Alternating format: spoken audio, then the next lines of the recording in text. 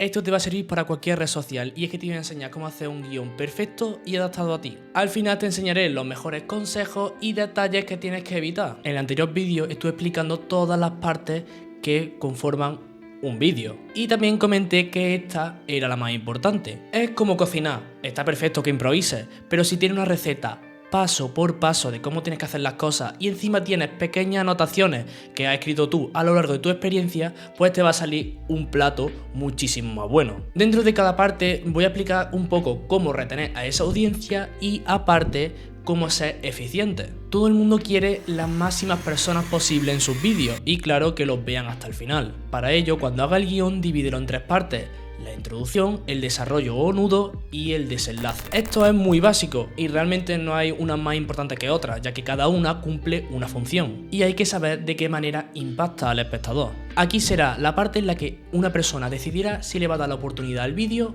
o no. Y no te creas que tarda mucho en decidirlo. En YouTube suele ser más o menos una media entre 30 segundos, incluso 2 minutos. Y en vídeos de formato vertical tipo TikTok, Reels y YouTube Shorts tardan unos 3 segundos. Para conseguir que se queden se usan ganchos y puede ser una frase en específico o incluso vídeo. La mayoría se piensa que simplemente es decir una frase y ya está, funciona. Y puede ser así, pero la clave está en crear sensaciones. Da igual si es miedo, intriga, felicidad, motivación.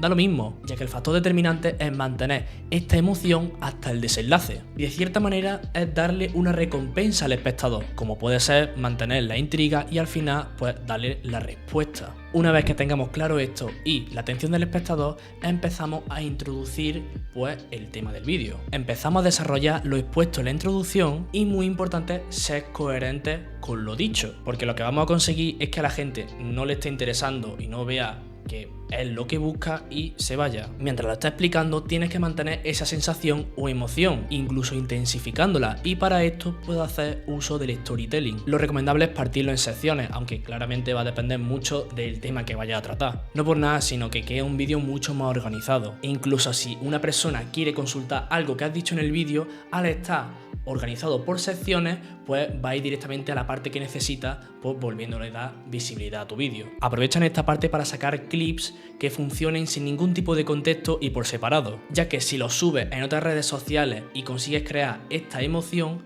va a hacer que vengan a YouTube y quieran ver la conclusión del vídeo. Esta es la parte que el espectador viene a ver. Y tienes que convencerle de que ha merecido la pena. Le explica la solución al problema.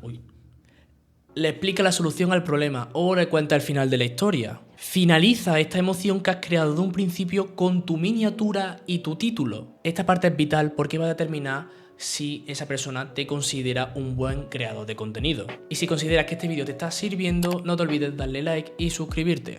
Y si consideras que se me ha pasado algo o quieres que haga hincapié en algún tema más específico, no te olvides en ponerme en los comentarios. Sé que insisto mucho, pero marca tu esencia en los vídeos, algo que destaque, puedes incluso crearte un personaje. Organízalo todo para sacar más contenido. Y ya sé que lo he dicho antes, pero es que quiero hacer hincapié en ello porque es que te va a ahorrar mucho tiempo. Todo tiene que tener coherencia con lo enseñado en la miniatura y el título, porque no me vale que tenga una miniatura de un coche y el título se llame trucos de mecánica y después dentro del propio vídeo me enseñas cómo hacer una tarta de fresa. Y el último consejo es que debes aportar el mayor valor posible, ya sea con información o con entretenimiento, pero que ayude a esa persona que te está viendo con lo que necesite. Nunca pidas nada al principio del vídeo, no por nada, sino porque esa persona realmente no sabe si te lo merece. No saben si eres un buen creador de contenido o le va a ayudar de alguna manera. Por lo tanto, pídelo al final del vídeo. Pero no lo hagas justo al final porque entonces la gente no lo va a ver y va a quitar el vídeo,